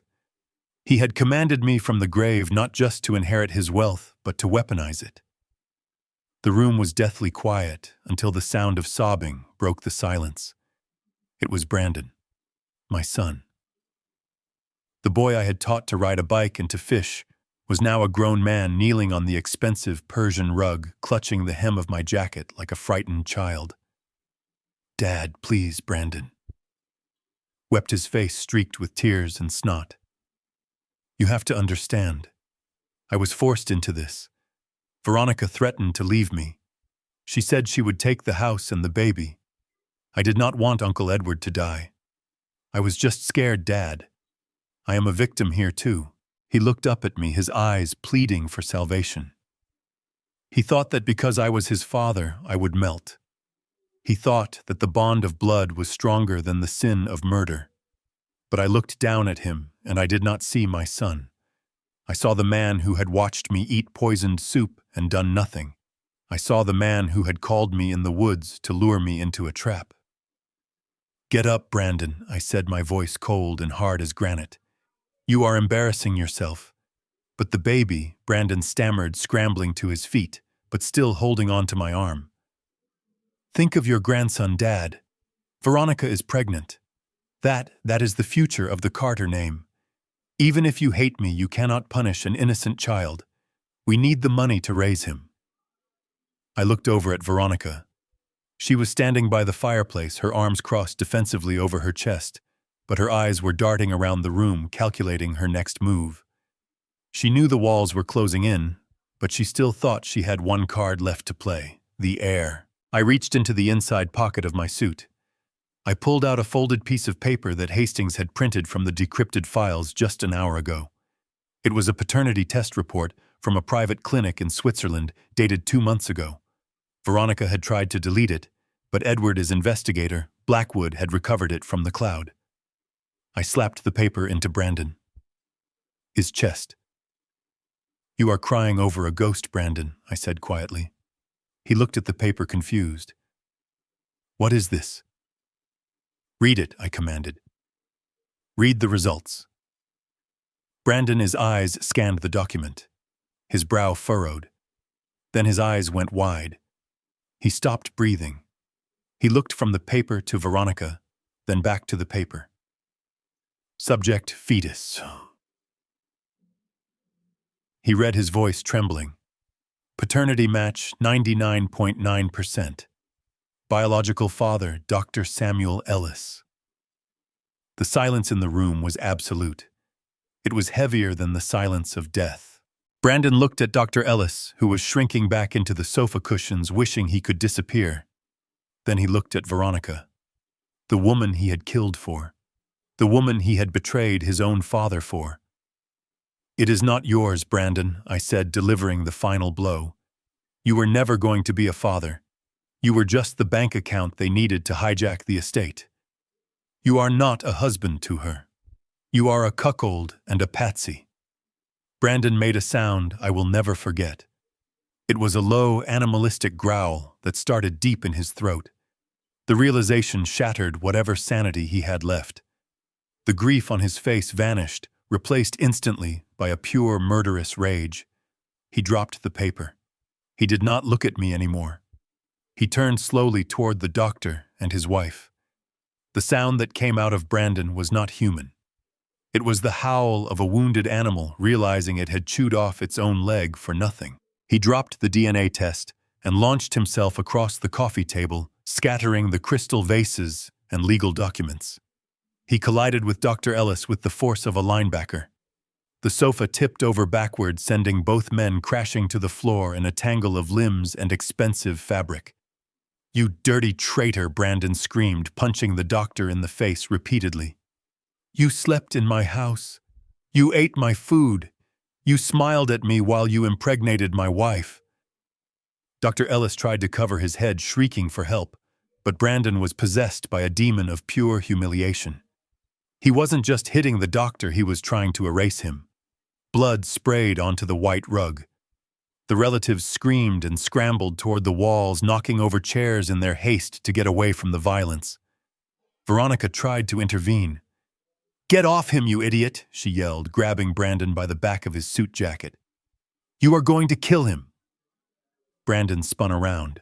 His face was unrecognizable, swollen with rage and streaked with tears. He shoved Veronica backward. She stumbled over her high heels and fell hard against the fireplace mantel. "You are next!" Brandon roared, advancing on her. "You made me kill my own uncle for a lie. You made me try to kill my own father. You took everything from me." He reached for a heavy brass poker from the fireplace set. Veronica scrambled backward on her hands and knees, her face twisted in terrified disbelief. She had spent years manipulating this man, thinking he was a spineless puppet, but she had pushed him too far, and the puppet had cut its strings. I stood in the center of the chaos, perfectly still. I did not move to help. I did not look away. I watched with a cold detachment as the people who had plotted to murder me tore each other apart. It was a biblical scene of retribution. The snakes were finally eating their own tails. I felt no pity, only a grim satisfaction. This was the justice Edward had paid for with his life. Brandon raised the brass poker high above his head, ready to bring it down on the woman he once loved. "That is enough!" The voice boomed through the room, cutting through the screams. Chief Miller stepped forward from the shadows. He moved with deceptive speed for a big man. He grabbed Brandon's raised arm in midair, twisting it until the poker clattered to the floor. With his other hand, he pulled a gold badge from his jacket pocket and held it high.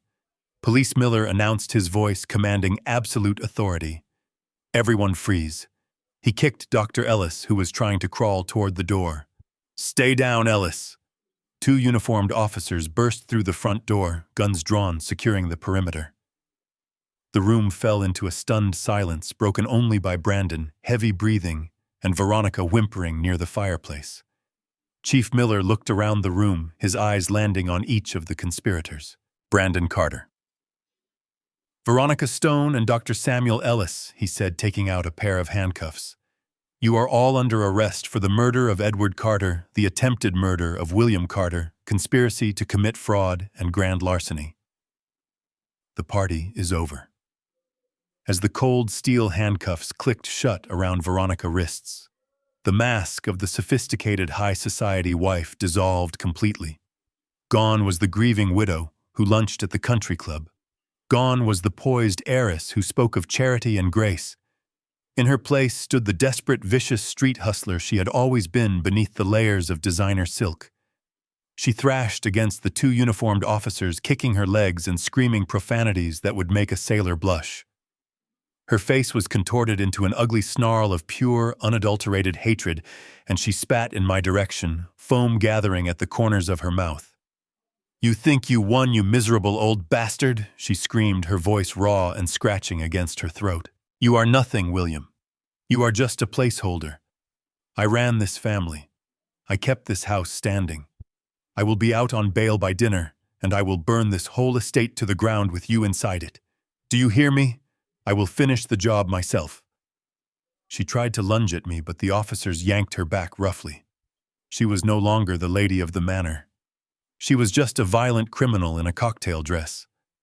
Across the room, Dr. Ellis was huddled in the corner with a detective weeping openly. The sight of the handcuffs had broken him instantly. He pointed a shaking finger at Veronica, desperate to save his own skin. It was her idea, he blubbered, his voice high and pathetic, echoing off the walls. She planned everything. She bought the arsenic online. She forced me to falsify the medical records. I just wanted to help the family. She threatened to expose my malpractice lawsuits if I did not help her kill Edward. She said she would ruin me. "Please, officer, I will testify. I will give you the emails, the texts, everything. Just do not put me in with the general population. It was all her." "You spineless rat!" Veronica shrieked, struggling against her restraints. "Shut your mouth, Ellis, or I will shut it for you." I watched them turn on each other with a grim satisfaction. The alliance built on greed had crumbled the moment the consequences arrived. I walked slowly toward Veronica. The room fell silent again, the relatives watching with bated breath. I signaled the officers to hold her steady. I stopped inches from her face. She was panting heavily, her mascara running down her cheeks in black streaks, looking wild and broken, but her eyes were still defiant. I leaned in close so only she could hear me. My voice was a whisper, but it hit her harder than a physical blow. You wanted this house so badly, didn't you, Veronica? You killed for it. You betrayed your husband for it. You slept with that coward over there just to secure your future in these rooms. I paused, looking around the grand foyer at the crystal chandelier and the marble floors she loved more than human life. "We'll take a good look around," I whispered. "Memorize it. Because the court is seizing the entire estate as a crime scene and as evidence of fraud. By the time the trial is over, it will be liquidated to pay for the damages. You will never step foot in this house again. It is not your palace anymore. It is just a pile of bricks, and you are homeless." Veronica's eyes went wide. For the first time, the reality of her loss truly hit her.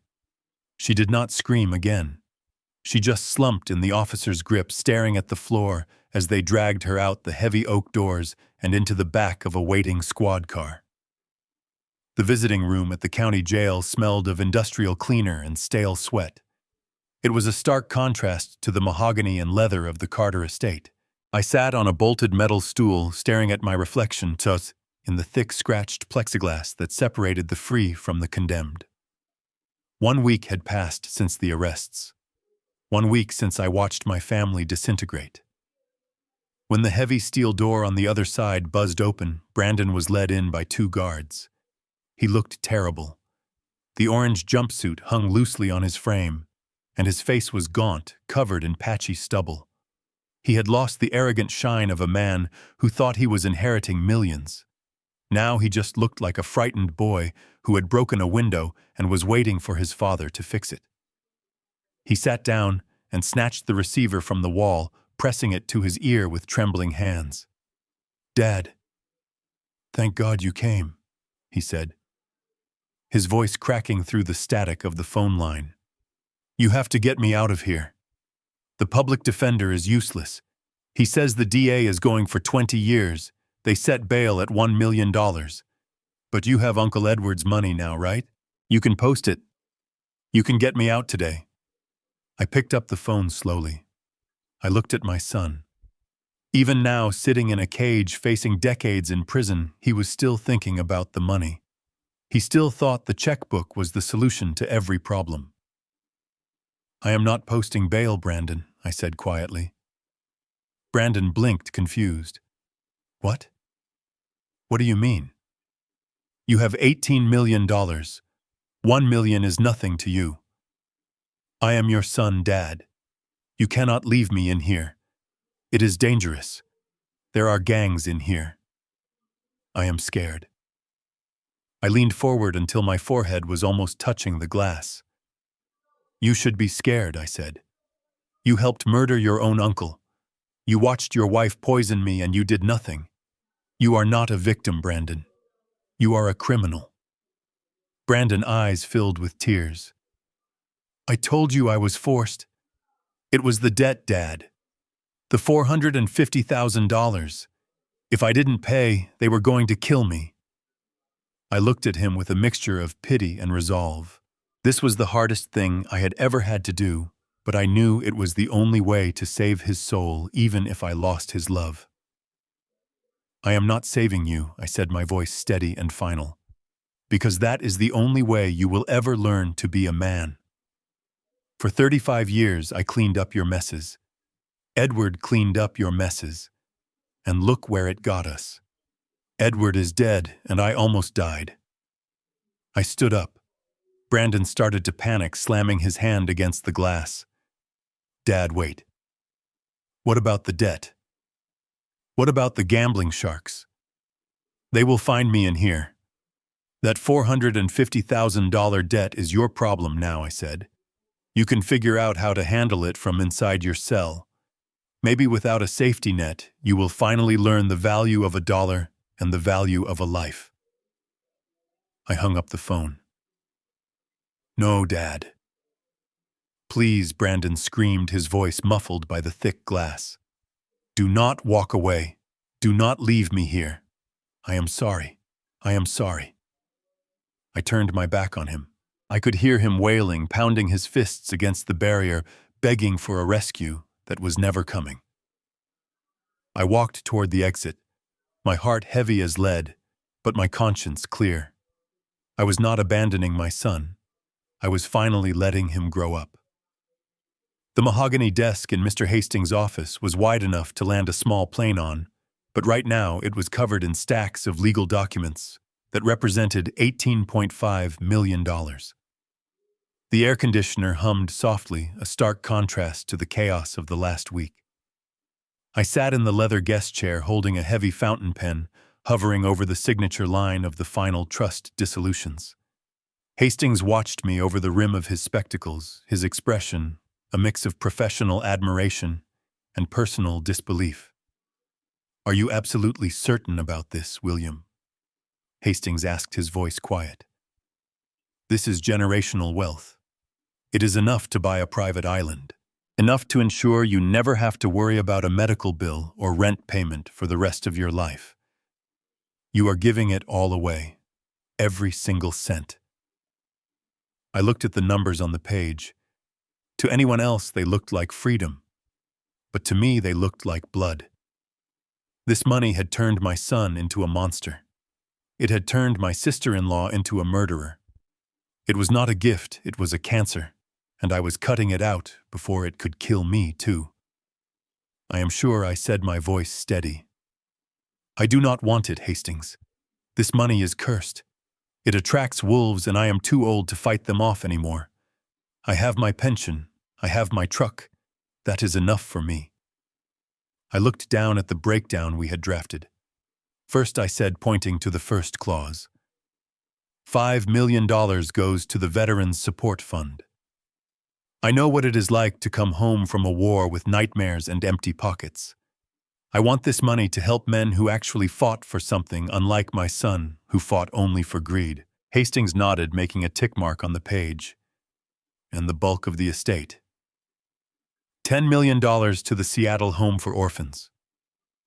I continued. Veronica tried to use a fake pregnancy to steal this fortune.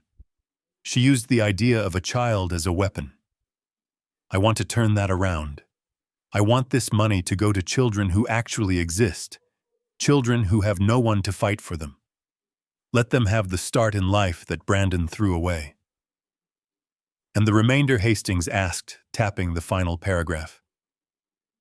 $3.5 million, I said, feeling a lump form in my throat. This is the most important part. I want to establish the Edward Carter Memorial Scholarship for architecture students. Edward built half this city, Hastings. He loved buildings. He loved creating things. I want his name to be remembered for what he built, not for how he died. I want his legacy to be creation, not destruction. Hastings took off his glasses and wiped them with a handkerchief. He looked at me with a soft smile. "Edward would have liked that, William. He would have liked that very much." I pressed the pen to the paper. The ink flowed black and permanent. With a few strokes of my hand, I dismantled an empire. I signed away the mansion, the stocks, the bonds, and the art collection. I signed away the power that Veronica had killed for. When I put the pen down, I expected to feel regret. I expected to feel a sense of loss. Instead, I felt lighter than air. The weight was gone.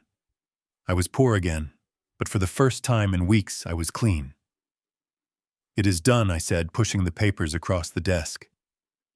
"It is all gone." Hastings gathered the documents and placed them in a safe. "It is done," he agreed. "You are a free man, William."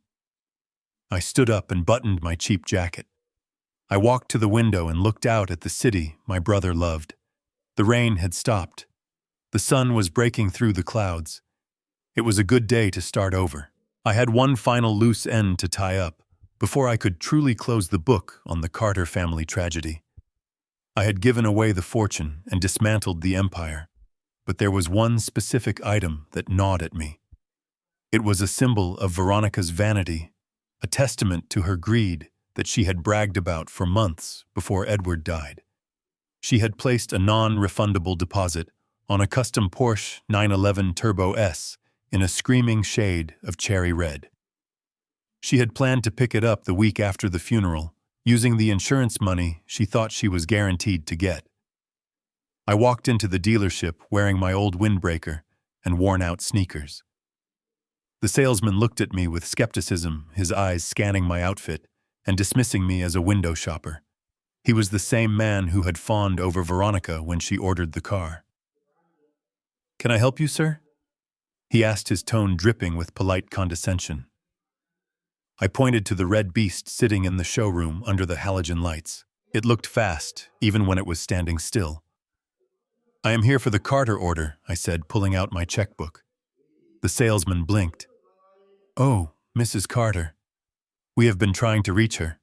Her financing paperwork is incomplete. Is she coming in today?" I allowed myself a small, dry smile. "No, she is indisposed at the moment. She has been relocated to a state facility with very strict travel restrictions. I am William Carter, her father-in-law. I am taking over the contract." I did not use a dime of Edward's money for this. That money was blood money, and I had washed my hands of it. Instead, I emptied my own savings account. It was every penny I had scraped together from 40 years of engineering work and my military pension. It was reckless and foolish for a man my age to spend his life savings on a sports car, but this was not a purchase. It was a statement. I drove the Porsche off the lot. The engine roared like a lion, waking up a deep guttural sound that vibrated through the leather seat and into my spine. It was a magnificent machine. I merged onto the highway, and for a few miles, I let myself feel the raw power of it. I pushed the pedal down and watched the world blur. But I was not heading home. I drove 40 miles south to the stark concrete complex of the Women's Correctional Facility. The prison looked like a gray scar on the landscape, surrounded by chain-link fences and razor wire. It was a place where dreams went to die. I pulled the bright red Porsche right up to the visitor parking lot, directly in front of the main entrance. The contrast was blinding.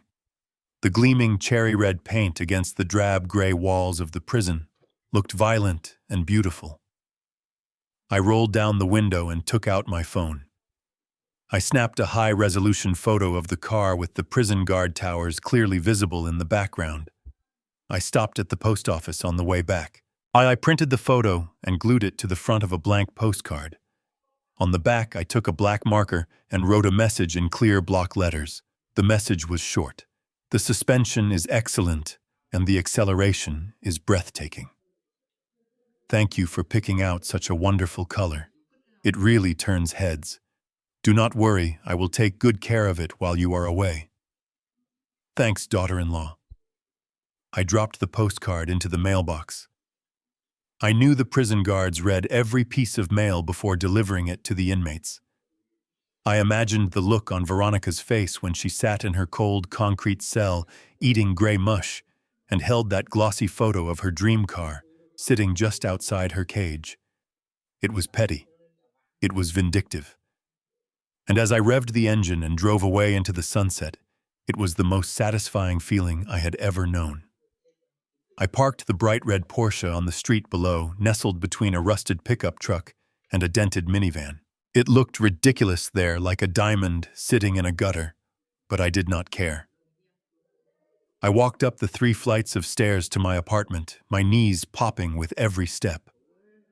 The hallway smelled of boiled cabbage and old carpet, a sharp contrast to the lavender and sandalwood scent of the Carter estate. But to me, this smell was sweeter than any perfume because it was the smell of honesty. I unlocked my door with a simple brass key. There were no electronic keypads here, no biometric scanners, no security guards pacing the perimeter. I stepped inside and the silence greeted me like an old friend. It was not the heavy, suffocating silence of the mansion where every shadow held a secret. This was a peaceful silence, It was the quiet of a life lived simply. I took off the expensive Italian suit jacket. It was a beautiful piece of tailoring, but it felt heavy on my shoulders, like a costume I had worn for a play that went on too long. I hung it carefully in the small closet next to my worn-out flannel shirts and my denim work jacket. I loosened the silk tie and threw it on the bed. I was done playing the role of the avenging tycoon. I was done being the detective, the spy, and the executioner. I was just William again. I walked into the small kitchenette where the linoleum was peeling at the corners. I opened the humming refrigerator. It was mostly empty save for a carton of milk, a few eggs, and a six-pack of cheap domestic beer. I pulled a bottle out and cracked it open. The hiss of the aluminum tab was the loudest sound in the room. I took a long, cold sip. It was bitter and watery and absolutely delicious. It tasted better than the vintage champagne Veronica had sipped while planning my murder. I dragged my old armchair over to the window and sat down. My bones ached. My ribs still throbbed from the crash, and my skin was still scratched from the run through the woods. But the pain was distant, now fading into the background. Outside, the rain had started to fall again, washing the city streets clean. I watched the headlights of the cars below blurring into streaks of red and yellow on the wet asphalt. People were going home to their families, to their dinners, to their small, safe lives. I raised the beer bottle slightly to the empty room, to the shadows in the corner, to the memory that had been haunting me for weeks. "Edward, can you hear me?" I took a deep breath, letting the air fill my lungs completely for the first time since the funeral. "I did it, brother. I burned the weeds out of the garden. I exposed the rot that was eating this family alive. The money is gone, Edward. I gave it all away just like we talked about when we were kids. It will build schools now. It will feed children. It will do good things, instead of poisoning the people who touch it." I looked at the reflection of my own tired face in the darkened window. "The sharks are in cages, Edward. Veronica and the doctor, and even Brandon. They cannot hurt anyone ever again. I took back your name and I scrubbed the dirt off it. I cleaned up the trash, brother. The job is done." I took one last sip of the beer and set the bottle on the windowsill. My eyelids felt heavy. The adrenaline that had kept me moving was finally gone, leaving behind a profound and gentle exhaustion.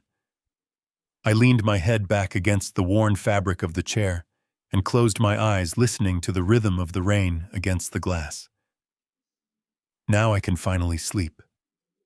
The tragedy of the Carter family serves as a stark reminder that greed is a poison capable of eroding even the strongest bloodlines. While Veronica and Brandon chased the illusion of power through wealth, they ultimately lost their freedom and their humanity. William's journey teaches us that true legacy is not defined by the size of an inheritance, but by the strength of one's character. Integrity, courage, and a clear conscience are the only riches that cannot be stolen or taxed. In the end, a peaceful sleep in a humble room is worth far more than a restless night in a stolen palace. If you were in William's shoes, would you have given away the $18.5 million or kept it for yourself? Let us know in the comments below.